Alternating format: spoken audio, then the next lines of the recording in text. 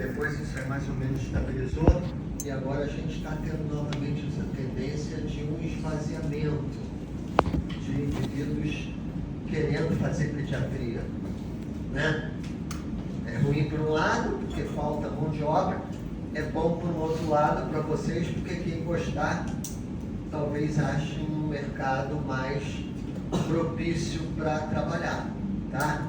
Lembrando também que a pediatria hoje em dia, ela está passando, a gente vai falar da mudança da pediatria, mas uma mudança importante que ela está passando é que a reboque da clínica médica, né, dentro da pediatria, está começando a existir uma diferenciação de especialidades. Por enquanto, a maior parte delas ainda não é especialidade, é área de atuação do pediatra, né? Mas a tendência para o futuro é o pediatra geral ser uma especialidade, como o clínico geral é uma especialidade, tá? Então, pneumologia, gastroenterologia, neuropediatria, pneumo, tudo isso aí está surgindo como opções para quem vai ser pediatra, né? Lembrando que, para eu ser qualquer coisa pediátrico, eu preciso primeiro ser pediatra. Embora eu possa fazer o caminho contrário, não dá muito certo não, tá? Então, quem começa pela neuro e depois vai para a pediatria, tem uma formação bem menos consistente de quem vai pela pediatria e chega aí. Eu não poderia, como sempre, eu faço isso há anos, eu não poderia começar hoje, tá, sem mostrar a fotinha do meu professor, tá, e falar, né, o professor Renato Moreto, vocês já devem ter visto a fotinha dele pela faculdade. Por que que eu começo com ele? Porque o que eu sou profissionalmente, tá, eu devo muito às intervenções dele. Nem sempre é ligado, ele não era bonzinho, bom, não. Ele chegava junto, ele, né? Tem barba hoje não? Nesse nível. Chegou barba mal feita para dar o seu plantão, tem barba hoje não? Mãe vai chegar aqui para te ver com essa cara, na hora você ficava morrendo de raiva de ser repreendido já grande, adulto, mas depois você entende que tudo aquilo ali tem uma razão de ser, tá? E o professor Renato Moreto, o professor dessa escola, e foi meu professor, ele gostava muito de repetir uma frase que eu escutei dezenas de vezes, que está dentro de um poema muito antigo desse William, né? Que diz justamente o seguinte: meu coração salta quando vejo um arco-íris no céu. Assim era quando minha vida começou. Assim é agora que sou um homem, assim seja quando eu envelhecer, ou me deixe morrer. A criança é o pai do homem. E eu poderia desejar que meus dias estivessem vinculados a cada um pela piedade natural. E ele repetia muito essa frase, a criança é o pai do homem. E naqueles menos afeitos a filosofar, vamos dizer assim, e aí os alunos já falavam, tinha alguns temas de aula que já vai começar a filosofia, até hoje temos. Quando a gente fala mais de saúde, mais da pediatria, de uma forma mais, com uma visão mais humanística, alguns alunos acham que pediatria não é aquilo, que pediatria é aprender a tratar diarreia, pneumonia, né? Saber a dose dos antibióticos. Isso aí vocês vão saber em algum momento, gente.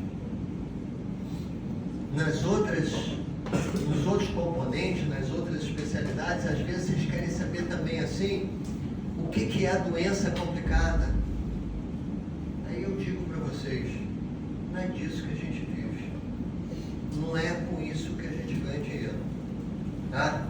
Eu ganho dinheiro conversando com as mães. Eu ganho dinheiro fazendo feijão com arroz. Porque imagina se eu ficar lá sentado no meu consultório e chegarem 10 pacientes com doenças complicadas. Primeiro eu vou ultrapassar o horário de atendimento. Segunda, eu vou sair de lá exausto, esgotado. Não é? Então, para eu atender doisinho, que tem alguma coisa mais séria, eu preciso atender uns 8, que vão lá só para aquela rotina de acompanhamento. Né? Uma coisa que se perdeu na saúde no Brasil, em campos mais diferentes, é essa questão da prevenção. Sociedade Brasileira de Pediatria, Ministério da Saúde, tem falado em consulta de prevenção, que a gente chama puericultura, até 19 anos. E eu não sei se vocês sabem que a área de atuação do pediatra vai lá da gestação até 21 anos de idade. Embora a gente culturalmente não tenha esse preparo. Tá? E aí, basicamente, a gente divide o acompanhamento da pediatria em 3 fases. Né? Tem o pessoal que atua na fase neonatal. Sabe o que é neonatal? É o que cuida do recém-nascido. Sabem o que é um recém-nascido? Que acabou de nascer. Recém-nascido. Agora, quando que ele deixa de ser recém-nascido? Com 28 dias de vida. Então, se vocês estiverem num lugar qualquer, quiserem uma vaguinha na unidade neonatal dos plantadores de cana, confere primeiro a idade, né? Porque teve uma pessoa que queria mandar um paciente, né? E aí foi recusado. Aí o menino ligou para o chefe do serviço. Passou por ser no plantonista, vou ligar para o chefe do serviço. Não, porque eu estou com a criança aqui. Aí ele falou assim, tudo bem, eu estou com um prontuário aqui. Você foi aluno lá da faculdade de medicina? Foi sim. Você faltou a aula então, né? Nesse dia. Porque qual é a idade da criança? 45 dias. 45 dias interna em unidade neonatal. Ou não está dentro do procedimento voltado para o neonatal. O neonatal é até 28 dias, que corresponde a um mês. Um mês de 28 só fevereiro, né? Mas é porque é um mês lunar, que é o mesmo mês que a gente conta durante a gestação. Mês de 28 dias. Tá? Depois desse período neonatal, a gente tem a pediatria de uma forma geral, mas a gente ainda tem uma especialidade, não uma especialidade, uma área de atuação pediátrica que se chama epiatria. Já ouviram falar? A epiatria é a pediatria do adolescente. Tá? Em Campos, eu acho que tem 2 profissionais que têm formação em epiatria, mas que na verdade nem atuam como epiatras, atuam como pediatras gerais. Mas vamos voltar lá para a criança, é o pai do homem, que eu já enrolei para dar tempo de vocês absorverem. O que vocês acham que essa frase quer dizer? Ela é tão fora da caixinha como parece? A criança é o pai do homem. Complexo, né? Normalmente é o homem que faz criancinha. Ou a mulher, né? E o homem não se refere ao homem sexo, é o homem adulto. Alguém teria aí alguma coisa para me dizer?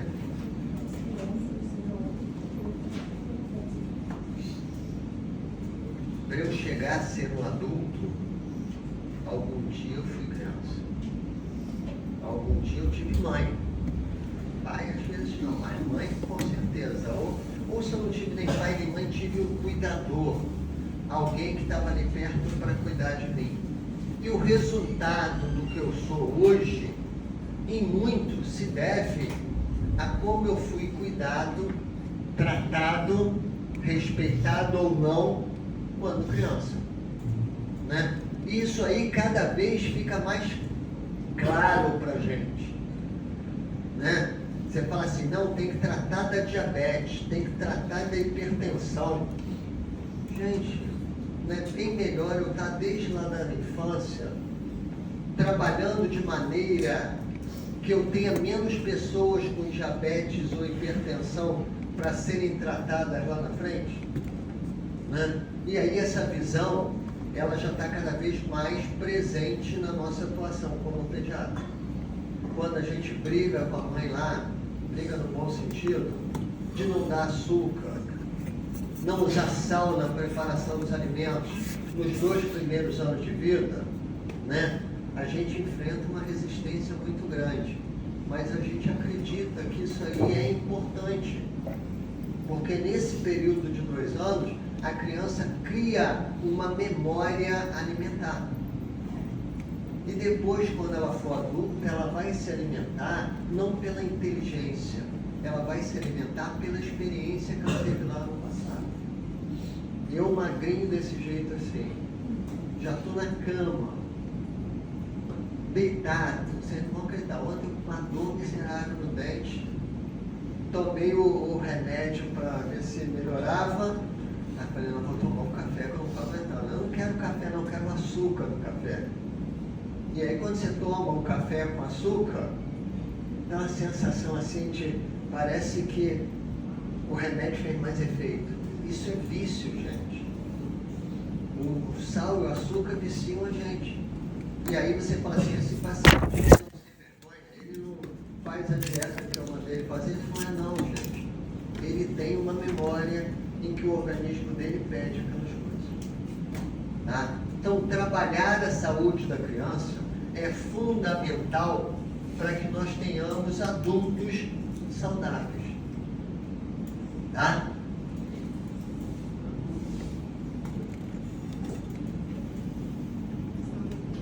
Pediatria é uma especialidade nova. Tá? Nova no sentido do quê? Agora que está começando a aparecer a especialidade pediátrica, né? A clínica já desenvolveu tanto que já se bifurcou, já se ramificou em várias direções. Pediatria agora, porque a pediatria é uma especialidade nova. Só para vocês terem uma ideia, o dia do pediatra, que é 27 de julho, é o dia da fundação da Sociedade Brasileira de Pediatria, que aconteceu em 1910. Então nós temos 114 anos, vamos fazer agora, dia 27, de que nós temos uma sociedade que agrega os pediatras. Né? Então, por isso, algumas coisas ainda estejam em transformações. Né? Eu vou dizer para vocês, eu tenho 42 anos de formado. Tá? Fiz no final do ano passado. Eu vivi a transformação da pediatria. Né? Falei para vocês, neonatologia era meio tempo de aula para falar tudo de recém-nascido. Né? Um monte de coisa que a gente fazia estava errado. Né? E eu peguei um período, vamos dizer assim, de transformação que foi muito interessante e propício. Eu saí do ruim no melhor. E eu tenho muita pena de vocês como médicos, porque a gente está numa outra fase grande de transformação, que a gente está saindo do bom para o pior, né? A gente já teve melhor do que estamos agora em termos de medicina. Aí vocês vão falar assim, mas não inventaram um monte de drogas novas? Não inventaram um monte de exames novos? Inventaram. Mas isso aí efetivamente melhorou a vida do médico e do seu paciente? Não. Tá? Só um exemplo. Eu nunca imaginei que chegaria em 2024, tá? Vendo sífilis congênita. Eu achava que a sífilis ia desaparecer do mundo. Inventaram a penicilina, a gente começou a usar a penicilina com bons resultados, as informações sobre gestação, parto, nascimento, recém-nascido, tudo crescendo, só que está bombando.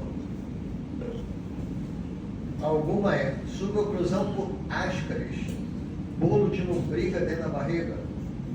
Em 2024 você vê bolo de lombriga dentro da barriga de uma criança. Infelizmente, tá? O mundo se desenvolveu, os exames evoluíram, um monte de coisa evoluiu, se inventaram uma série de novas drogas, mas efetivamente a gente não viu isso ainda impactar de forma significativa na população como um todo. Tá? Então, como a pediatria é uma especialidade nova, a gente está em constante transformação. Um cuidado que a gente tem que ter muito importante agora, nessa fase nova que está se apresentando, é que essa história de internet, não sou retrógrado não, né? Eu adoro internet, leio muito lá, mas essa história de internet, ela está dificultando um pouquinho a vida do sujeito, né? Primeiro que as pessoas já leem lá e já chegam querendo debater com você sobre tudo, né? Mas na verdade nem sempre elas leram aquilo ali num lugar confiável. Segundo é que alguns médicos também têm se preocupado mais com o perfil do que com a atuação médica, né? Então a gente vê algumas coisas na internet que você fica meio escandalizado, as pessoas venderem entre aspas, algumas promessas que a gente vê nitidamente que aquilo ali é só papo, né? Aí contando a historinha, eu assisto lá Discovery lá em casa e tem uma propaganda de Ora Própolis.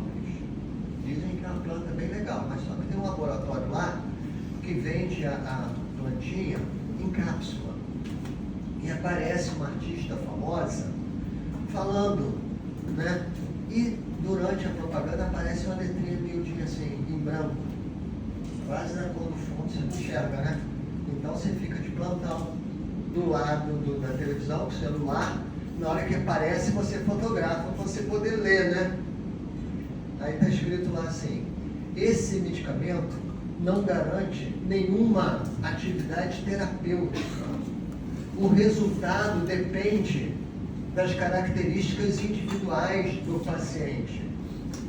E para um bom resultado do tratamento, recomenda-se boa alimentação e atividade física. Aí eu quase infarto, né? Porque, gente, quer dizer, aquela porcaria não serve para nada. Mas vende, hein? Os 30 primeiros que ligarem, compram por 50%. E, infelizmente, dentro da classe médica, é importante incorporar o marketing, é importante incorporar a informática, mas eu tenho que tomar cuidado para não desbancar para o outro lado. E a pediatria, ela é nova como especialidade porque a criança é nova como indivíduo, não nova no sentido de que ela é criança, tá? Durante muito tempo, a criança não era valorizada como indivíduo. Não se tinha essa percepção de que a criança é o pai do homem. A gente achava que quando chegava na idade adulta, florescia, igual borboleta. Fazia uma metamorfose e virava um adulto responsável, trabalhador, cumpridor das suas... Não é assim não, gente, é um processo. Tá? E durante a evolução da humanidade, esse processo ele foi se estabelecendo de um passado bem sombrio até os dias de hoje, em que a gente teve uma série de evoluções, mas que a gente ainda está muito aquém de conseguir aquilo que a gente precisa. Tá? Então, quando a gente fala para vocês, por exemplo, que é fundamental que o nenenzinho que nasceu essa semana, entre 7 e 10 dias de vida, seja consultado, porque tem um monte de coisa para a gente fazer com aquele neném, entre 7 e 10 dias de vida, para a gente ver, para a gente conferir se deu certo, tá?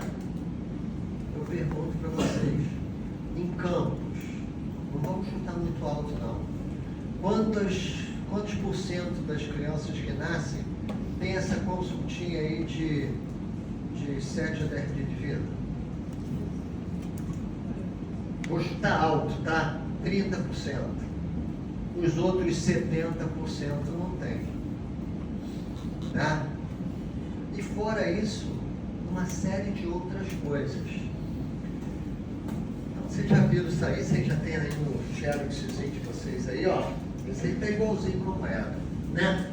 Aquilo ali é uma linha do tempo, do modo de tratar da criança. E aí a gente vai falar um pouquinho, de uma maneira bem objetiva, desses modos de tratar. Lá no passado, a gente passou por um modo infanticida, um modo de abandono, um modo ambivalente, um modo inclusivo, um módulo socializador que permitiu à criança ter uma sociedade de médicos que cuidavam dela, né? E estamos agora no modo de ajuda. Então, se você pensar direitinho, olha só nos últimos 100 anos é que a gente está realmente dando conta de olhar para a criança.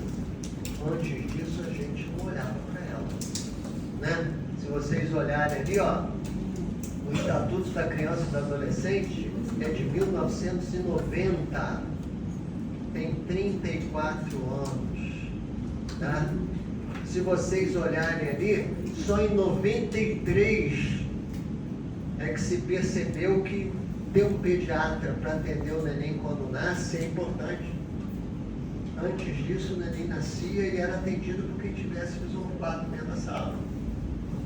Se a enfermeira fosse atender a urgência do obstétrica, junto com a obstetra, qualquer um que tivesse, atendia a criança. Tá? Isso quer dizer também o seguinte, que nós estamos em transformação ainda, né? Nem tudo que vocês aprenderem aqui será verdade daqui a 5 anos, ou daqui a 10 anos, né? Só para vocês terem uma ideia, tudo que eu aprendi na faculdade sobre tratamento de diarreia, gastroenterite, infecção gastrointestinal, diarreia, vômito e febre, tudo que eu aprendi estava errado. Tá? E quando eu tinha mais ou menos uns 4 anos de formado, tudo que eu tinha aprendido foi desmentido e criou-se uma nova forma de fazer. Então isso aí é possível. Tá? Mas lembrar sempre que você não precisa ter remorso nenhum, né? Porque você age em cima daquilo que naquele momento, né, a ciência aponta para você como correto. Tá? A gente fica numa como é que se é, ansiedade danada de querer entrar na parte politizada, mas não vou entrar não, só vou dar uma pincelada. Essa questão da autonomia médica é uma coisa muito perigosa, tá? Então, a autonomia médica é eu escolher o melhor tratamento para o meu paciente. Não é eu fazer o que eu acho que eu tenho que fazer sem pensar mais profundamente sobre o assunto, tá? Até porque, se eu fizer a ideia certa, ficou por isso mesmo, se eu fizer a ideia errada, a justiça vai cair de pau em cima, né? Então, olha só, isso aí eu fiz no semestre passado, mas está atual ainda, porque é recente, né? Eu busquei na internet, lá no Google, algumas coisinhas e botei lá, pai mata filho criança, né? Para ver o que ia aparecer. Aí apareceram aqui, ó, pai é preso suspeito de matar bebê achado em córrego, menino de 5 anos é morto pelo pai em Minas, mulher tenta enganar policiais, mas confessa que matou o filho, mãe é presa após matar o próprio filho recém-nascido, mãe mata bebê de 9 meses, que tragédia, né? Mas ainda acontece. Tá? Todas aquelas formas de tratar a criança, elas ainda acontecem. A sociedade, ela evolui, a gente substitui a maneira de agir por outra, mais, entre aspas, ética, civilizada, mas o passado, ele continua arraigado lá na nosso desenvolvimento como sociedade. e volta e meia isso aí aflora, né? A gente está vendo aí no mundo, né? A guerra, isso aí já acabou, né? A gente pensava assim, tá aí pipocando guerra em tudo quanto é lugar. Algumas coisas que não demandavam mais tanta divergência têm aparecido, né? Essa forma aí de matar a criança foi a primeira forma que o ser humano teve de tratar essas crianças. Lá da antiguidade até o século IV, tá? Vocês já viram em filmes os maias, as astecas, que sacrificavam crianças para terem uma boa colheita ou para prevenir algum tipo de catástrofe, né? E era o seguinte, não se entendia nem muito bem essa questão da reprodução, né? Então, a pulsão sexual levava ao sexo e as crianças nasciam. E nasciam aos montes, né? E se me incomodasse, eu matava. Eu vou dizer que eu tenho um parente que tem 36 anos, tá? Que foi tirado da Maré, lá no Recife. Lá é igual a Veneza, aqueles rios, né? Aí botava a criança na caixinha e botava na beira do rio, para na hora que a maré enchesse, a caixinha boiar e ir embora. Tá? E hoje em dia, isso ainda acontece. Tá? Então, durante muito tempo, foi assim que as nossas crianças foram tratadas, né?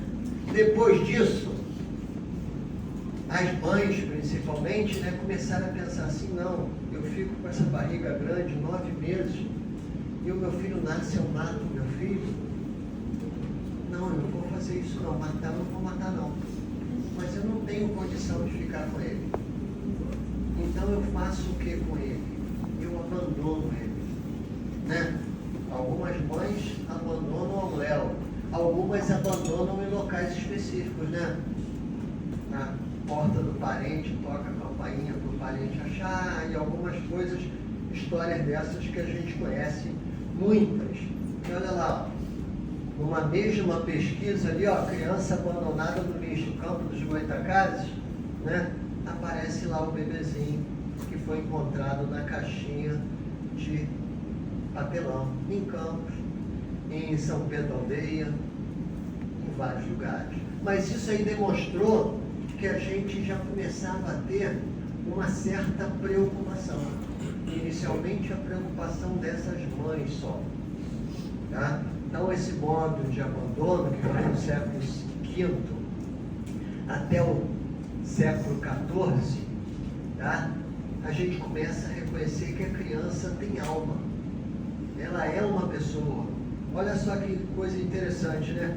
Hoje em dia está uma discussão aí grande, a questão do aborto, quando começa a ser um indivíduo, quando não começa. Nessa época aqui, a criança já tinha nascido há muito tempo e eu ainda não sabia que ela era um indivíduo, não. Eu achava que ela era alguma coisa que daí ia receber uma alma, né? Então, nessa fase, as mães abandonam, as mães não lembram quantos filhos elas tiveram, né? As crianças morriam, elas nem iam no enterro, né? E se você for em alguns lugares do Brasil aí, do interior aí, não é muito diferente disso não, tá? Quantos filhos a senhora teve? Tive 21, mas tem 5 vivos, né? Como é o nome dos seus filhos? Aí tem que pensar a idade, nem lembra, né? A questão era crescer e multiplicar. E multiplicava e depois, né, subtraía.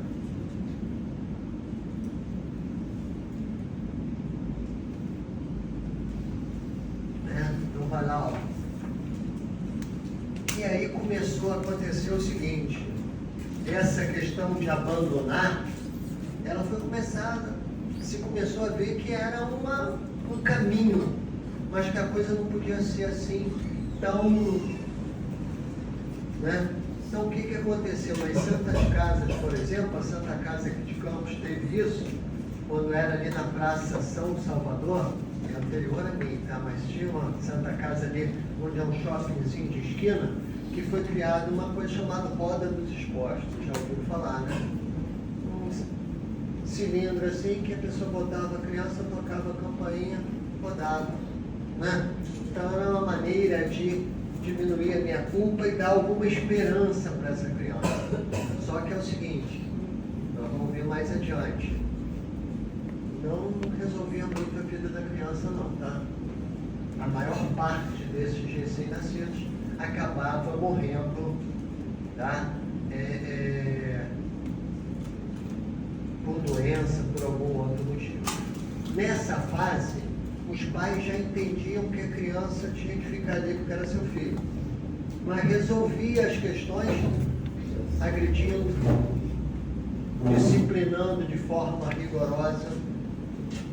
Vocês já devem ter ouvido falar história de avós de vocês, pelo menos a minha contava bastante, né? Minha mãe também contou isso, palmatória, ajoelhar no milho, ficar não sei quantas horas aqui olhando para a parede. Isso eu fiquei também assim, ó, olhando para a parede. Eu acho que o meu problema de visão era esse, proximidade, tá? Mas era um modo ambivalente, né? Que foi mais ou menos do século XIV até o XVII, né? Nesse período, como a criança passa a estar mais presente no ambiente adulto, né? Cresce muito a questão da criança ser usada como objeto sexual, né? Um problema que perdura até os dias de hoje, né? E essas crianças, elas eram vistas como um bonequinho de barro que precisa ser moldado. E como criança é teimoso, moldava na pancada, né? Para botar igual como a gente queria. Não era incomum e não é incomum nos dias de hoje a mãe dar cachaça para a criança dormir a noite inteira. Você ainda escuta isso hoje, gente. Ou então a mãe fala assim, doutor, o senhor não tem um xaropinho que dá sono, não? Ela não quer tratar a tosse do filho, não. Ela quer que o menino durma. Não é? Mas aí a criança começa a aparecer, né? Aparece nas pinturas, aparece na literatura. Se bem que se vocês olharem a literatura infantil, que deu origem a esses filmezinhos todos da Disney, na sua origem, se você ler lá no original daquela historinha, vocês veem que a historinha não é bem de criança, não. A historinha é de adulto e às vezes tem coisas bem pesadas nessas histórias. Depois elas foram sendo infantilizadas para poderem atender uma sociedade que se desenvolveu, né? Mas se você vê ali, ó, a criança maior segura a criança menor, né? O cachorro está ali no mesmo patamar das crianças, no mesmo patamar de importância. E aí o que acontecia? A criança precisa de cuidado, então eu vou dar para alguém cuidar para mim. Aí vocês já ouviram falar das amas secas, né? Sabe por que chama ama seca? Porque a mulher era mais pobre. Ela se alimentava mal, morava mal, precisava de um dinheirinho para sobreviver. Então ela se oferecia, ela teve filho também, estava por leite, ela se oferecia para cuidar do filho de outras pessoas. Só que aí, como ela precisava de dinheiro, ela pegava 10 crianças. Exagerar, 10 crianças. Você acha que ela ia ter leite para amamentar 10 crianças, mais o dela?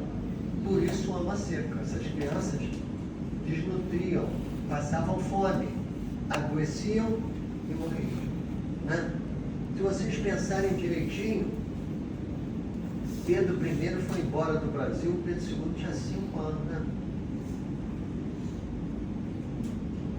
Ficou sozinho aqui no Brasil para ser o imperador, príncipe e regente. Alguém teria coragem de fazer isso hoje? Vocês não, mas alguém tem, com certeza. Tá? Então aí, ó, as crianças começaram lá no século XVIII a fazer parte da vida, a ter relação de empatia por parte dos adultos, e aí surge os médicos interessados em cuidar de criança, surge a pediatria, tá? Surge literatura específica, surge a ideia de estimular a amamentação, e aí você para e pensa assim, legal, hein? Daqui em diante vai ser só rumo ao sucesso. Só que a gente não evolui assim, né? A gente evolui assim, ó. Então, algumas conquistas se perderam, algumas coisas que são apresentadas hoje como grandes descobertas, são coisas que já foram tratadas no passado e foram abandonadas, tá? Isso aqui é da internet, né? É um clássico da internet, né? Que as mães inventaram o controle, o GPS antes da ciência. A sandália havaiana acerta certinho, criança. Né? Se bem que não precisa nem bater, né? É só mostrar, né? A sandália havaiana é um clássico da disciplina. Palmatória não existe mais, mas as professoras às vezes improvisam com uma réguazinha, né? Ou com um objeto que esteja à sua mão. Modo socializador, século XIX, tá? Ainda se acredita que a criança é um ser meio selvagem, escola é uma coisa obrigatória. Talvez alguns de vocês não gostem muito de assistir aula e tudo, porque eu peguei, vocês ainda pegaram também, uma escola que era imposta, né? Se a gente pensar direitinho, tem hora que a escola é um ambiente meio hostil para a criança, né? Vocês eu já consigo manter algum tempo aqui olhando para mim e falando, mas imagina uma criança lá com seus 6, 7 anos, ser obrigado a ficar sentado numa cadeirinha desconfortável, ter horário para urinar, para evacuar, né? Resquício ainda dessa fase. Embora a gente esteja numa fase melhor agora, né? Linda essa criança, né? A criança mais linda que tem no mundo é essa aí. 1 aninho e 10 meses, né? Estava mais novinha, 1 aninho e 6 meses, ela já está lendo Mônica. Agora vocês nem imaginam o que está fazendo com 1 ano e 10. Mas vamos lá, é um modo de ajuda. A gente agora entende que a criança precisa ser cuidada, que não existe forma da gente melhorar a nossa sociedade se a gente não investir na criança. Porque a criança é que vai ser o médico de amanhã, o político de amanhã, né? O advogado de amanhã.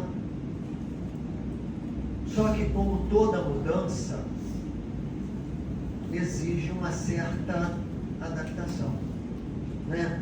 A gente entendeu tudo isso, mas, né, tem o Estatuto da Criança, tem todas as leis que protegem a criança, embora um monte delas não seja cumprida, né? Tem a história de não bater, tentar dialogar, só que toda mudança gera alterações.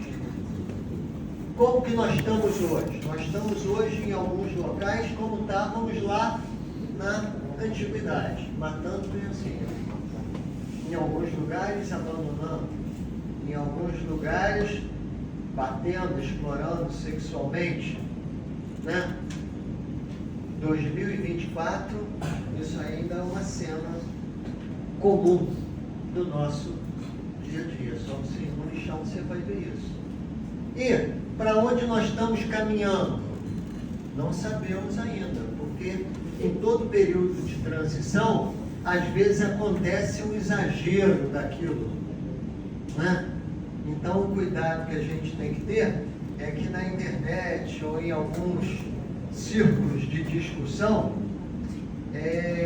se extrapola, vamos dizer assim, a informação real. Então eu tenho que dar liberdade para o meu filho? Tenho, mas liberdade com responsabilidade. Liberdade com limites.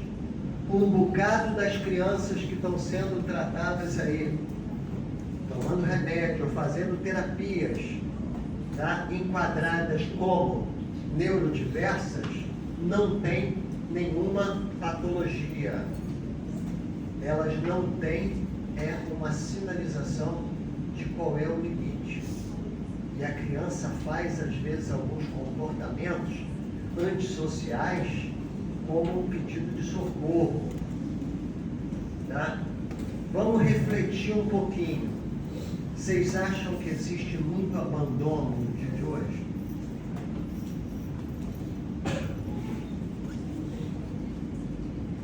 A mãe sair 7 horas da manhã de casa, voltar não sei que hora da noite, e a criança ficar sendo cuidada por alguém que eu, às vezes, nem sei quem é uma forma de abandono. Ah, doutor, mas eu preciso, então está justificado, não vou questionar. Tá? Você precisa? A minha netinha foi para a creche com 6 meses. Tá? Bora lá, eu moro aqui. Precisa, foi para a creche. Agora, quando não precisa,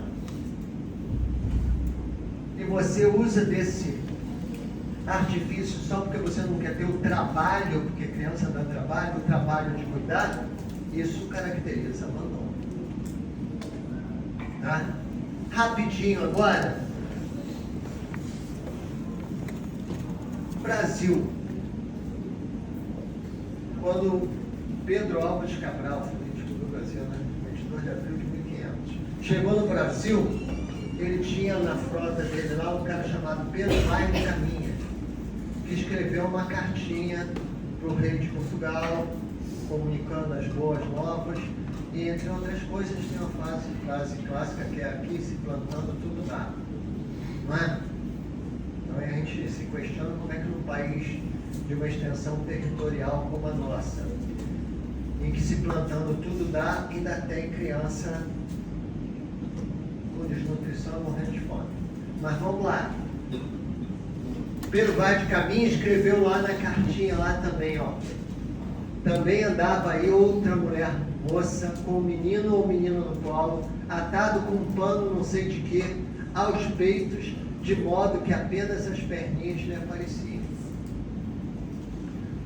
O primeiro indivíduo que escreveu sobre o Brasil falou ali, ó, de método canguru, que é botar a criança amarrada à mãe, amamentação sobre livre demanda. Não é? Os índios eram selvagens? Não, os índios eram naturais. Tá? Se diz que a desgraça da infância no Brasil, né, não começou com os índios, começou com a colonização. Tá? Mamava até que idade? O índiozinho mamava até 7 anos de idade, gente. Sem vergonha. Por que ele mamava até 7 anos de idade? Porque o índio só come proteína animal se ele caçar ou pescar. Senão ele come farinha, mandioca, hidrato de carbono. Então, para o índiozinho desenvolver legal, ele precisava de proteína animal. Onde é que está a proteína animal? No peito da mãe. Aí as índias brasileiras incorporaram o modo de viver que foi introduzido pela colonização. Aonde que está a maior população de crianças desnutridas no Brasil hoje?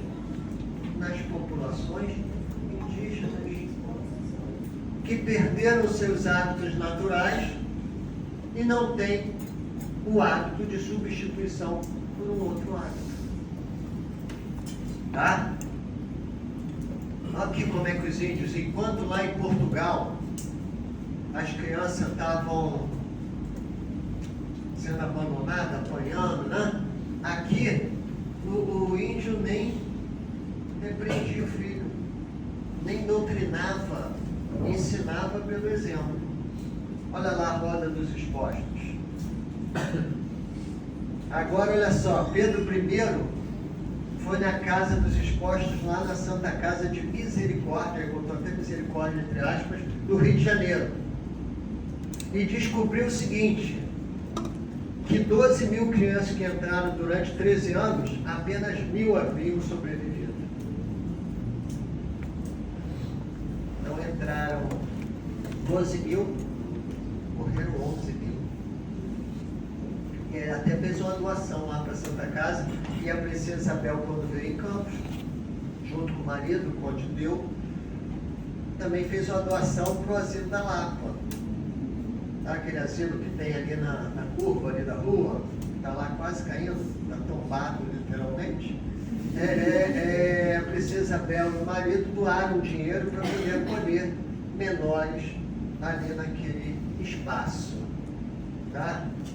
Já falei. Vamos lá. José Bonifácio, já ouviu falar? Tomava conta lá do Pedro II. Já ouviram? Não viram? Primeiro viram na novela. Passou na novela aí.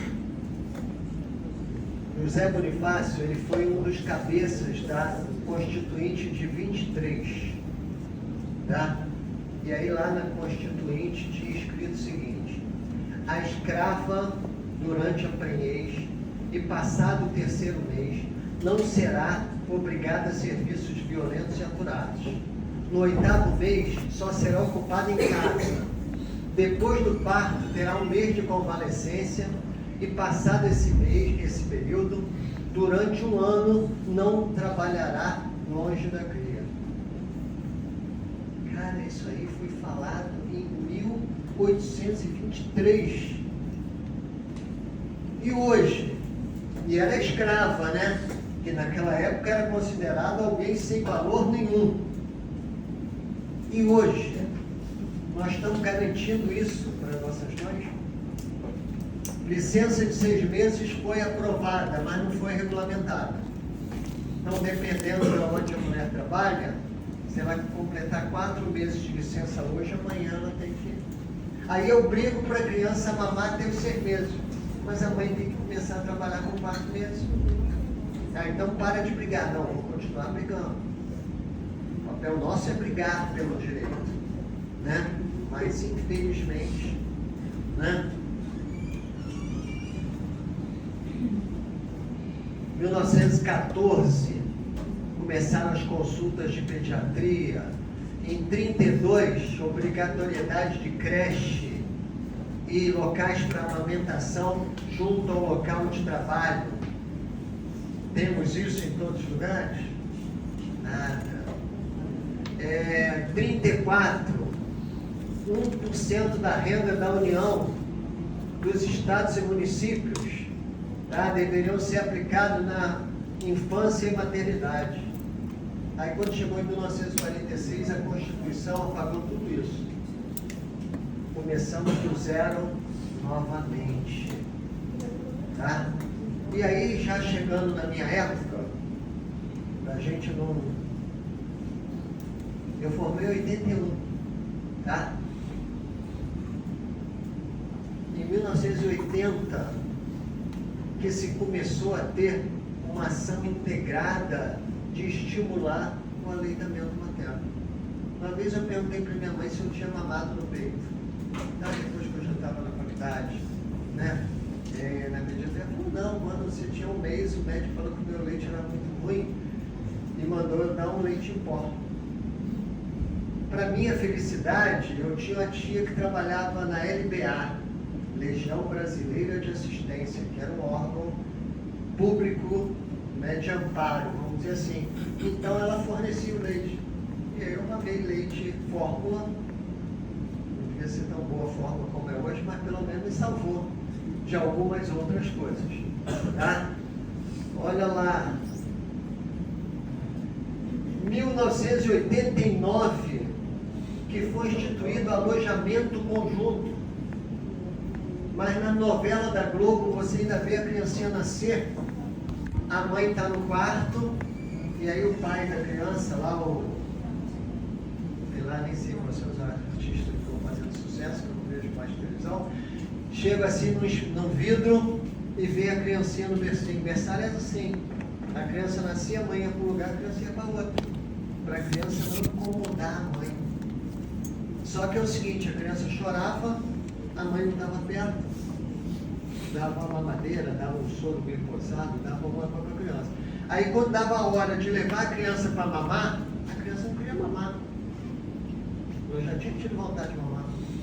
Então só em 1989 é que a gente começou a dizer que a criança tem que ficar do lado da mãe. Antes, tirava a criança e botava no berçário. Ah, porque o berçário é mais limpinho. Aqui em Campos, então, o pessoal vem da roça, com aquela bota cheia de terra. O pai não pode nem chegar perto da criança. Aí, o que acontece? Você, em vez de colonizar com a sujeira de casa, coloniza com a sujeira do hospital.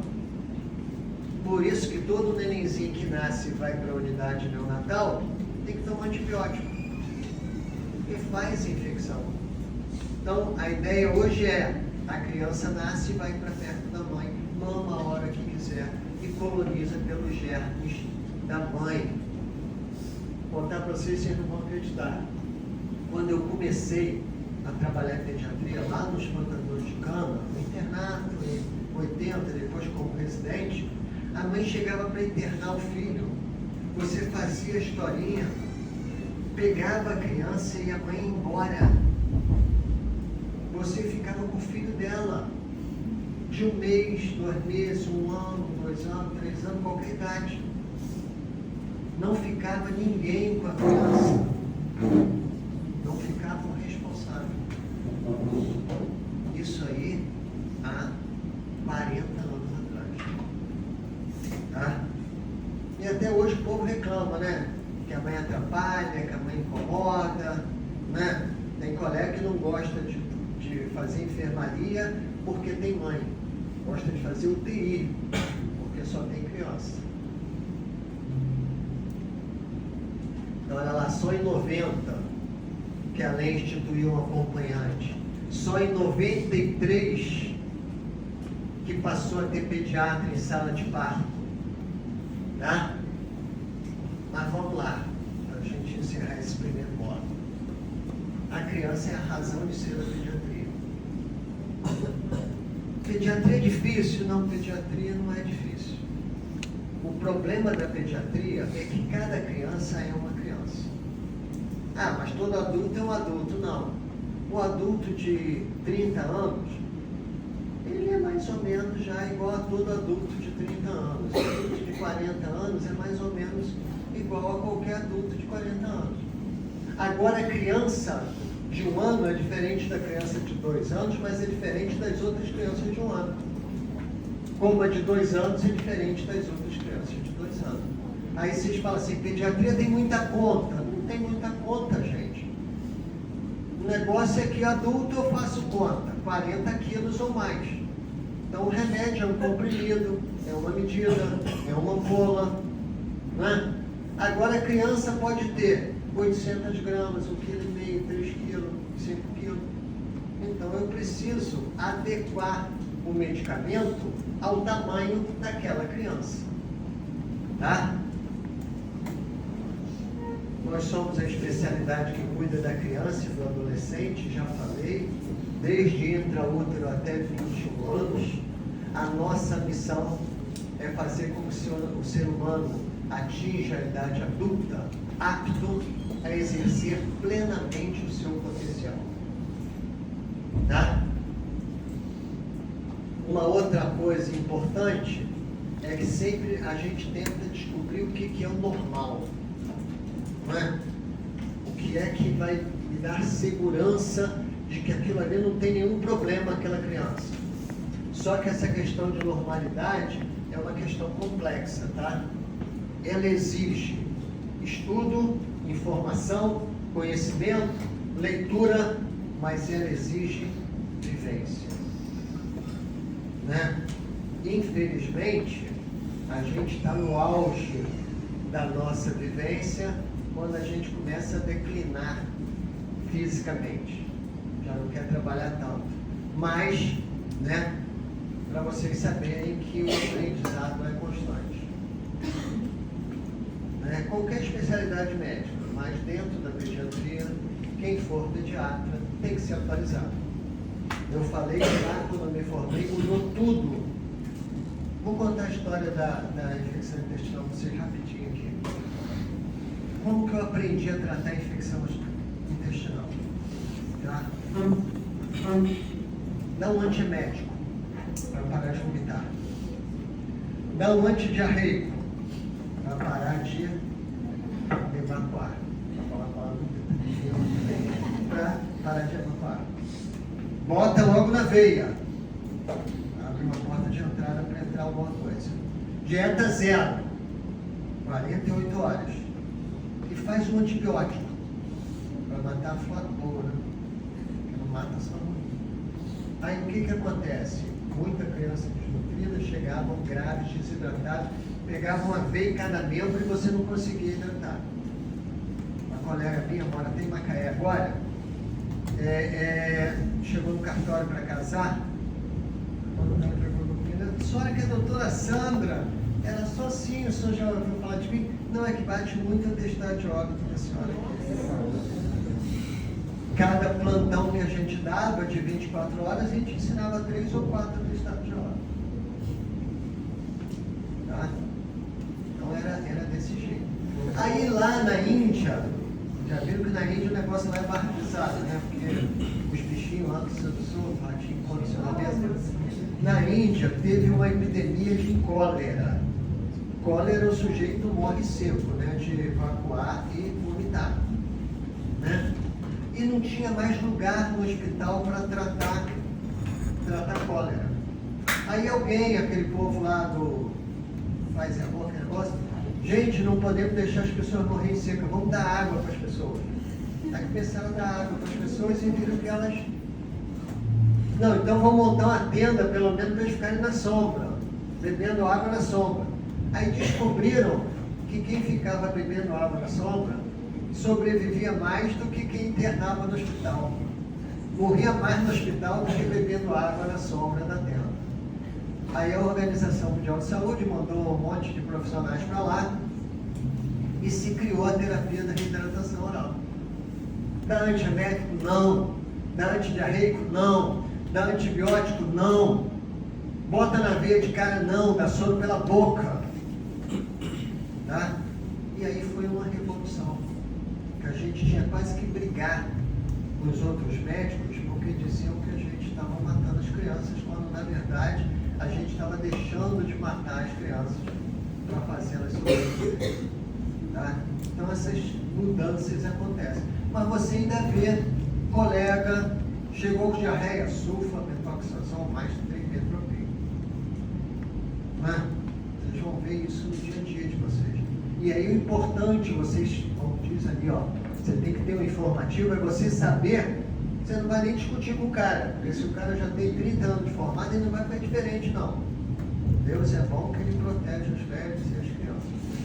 Mas não adianta, tá? O que você vai fazer? Você vai pegar aquela informação e vai lá, não foi isso que eu aprendi. Vou me inteirar mais de como é que é essa coisa. O que eu vou incorporar para a minha ação? Tá?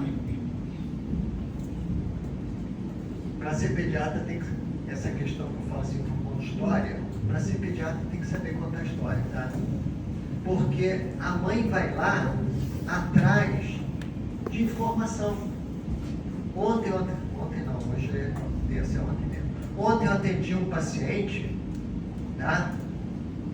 Trocando de médico, foi numa outra, minha médica fez a sala de parto, fez a consulta de 7 a 10 dias, legalzinho, fez a consulta de 1 mês, a criança está com 1 mês e 1 semana, foi para mim. Tudo bem, tá, mas a senhora não tinha uma doutora? Não, doutor. A doutora, ela não me explica.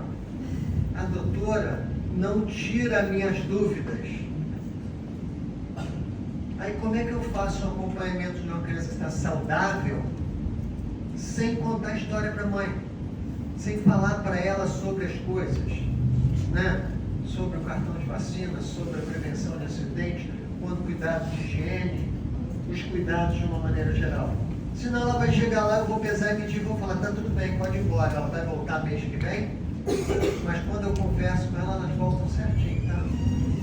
Aí se eu posso consultório está lá certinho, lá, ó, todo benzinho, a criancinha lá, para eu pesar e medir, não fazer mais nada, vamos dizer assim, né? Mas eu tenho que olhar ela como um todo e tenho que ter argumento, porque a criança, ela tem essas 4 características, tá?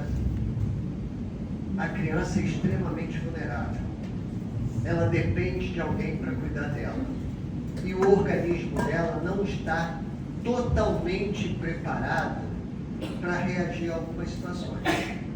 Então o adulto começou a sentir uma coisinha, né? Contar para vocês que eu estava com a tíbia fraturada, começou a doer, aí você faz a prova, aí 10 dias depois você vai no ortopedista, né? Ó, tá uma dorzinha me incomodando, eu vou fazer uma ressonância, aí vai lá tem uma fratura.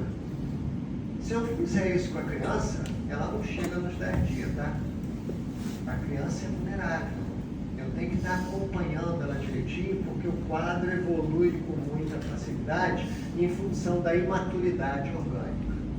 Outra coisa, cada criança é uma criança. Por isso que o palpite da vizinha no seu filho não funciona. Ou vice-versa. Não adianta eu tentar convencer os outros que o que eu fiz com o meu vai dar certo com o outro. Cada criança é uma criança. Por que pediatra tem que saber pediatria? Porque é diferente, né? Tem a mãe que chega para ele e fala assim, doutor, vim aqui que eu estou preocupada. Meu marido, no churrasco, assistiu o jogo do Flamengo, foi dormir sem camisa, e o meu neném, eu estava deitadinho do lado, assim, que ele dormiu também, eu botei lá do lado na cama também, a cama tem que encostar na parede para ele não cair. Mas botei lá do lado, cai assim mesmo, que passa para o seu pai. Botei do lado e eu acho que ele está gripadinho, porque ele está respirando rápido, fazendo assim com a barriguinha e fazendo um barulhinho no nariz. Isso é normal. A criança menor respira mais rápido do que o adulto, o coração bate mais rápido do que o adulto. A criança pequenininha, a respiração é tóraco-abdominal mais abdominal. Toda criança tem a base do nariz chato e funga. Agora, vai uma criancinha dessa num outro lugar em qualquer, faz um hemograma, faz um raio-x, um exame de urina. E aí o hemograma dá normal, o raio-x dá normal, mas o exame de urina vem com piúria, porque não faz higiene, né? Não lava para botar o saquinho coletor, e aí toma 10 dias de antibiótico. Tá? Lembrando que raio-x só vai dar alteração, hemograma só vai dar alteração depois de mais ou menos 48, 72 horas de evolução de qualquer doença. Doutor, vim aqui trazer meu filho porque está doente. O que está acontecendo com ele? Não sei, ele estava na escola. A criança estava tão boa que foi para a escola, eu não vou adivinhar o que ela tem. E nem os exames vão me mostrar. Tá? Outra peculiaridade é a questão de que a criança está em crescimento e desenvolvimento. Então a criança um dia tem um peso, outro dia tem outro peso, um dia momento ela reage de uma maneira, outro momento de outro. Puericultura, já falei para vocês, é o cuidado de prevenção. Tá? O Ministério da Saúde tem um protocolo, sim, agora a Unimed está até aqui em Campos, está montando um programa também de puericultura que se pretende fazer consultas de pacientes não doentes. Tá? Não só nos primeiros anos de vida, mas até os 18 anos de vida, né? O indivíduo lá com 18 anos devia ir pelo menos uma vez no ano, lá entre os 15 e 18, ao pediatra para ser avaliado. Não é para fazer exame não, tá? Porque a mãe já chega achando que tem que medir colesterol, glicose, triglicerídeo, T3, o colega meu diz que exame é aquilo, não é exame aquilo. Para poder pesar, medir, conversar com o indivíduo, ver como é que ele está socialmente interagindo. Tá?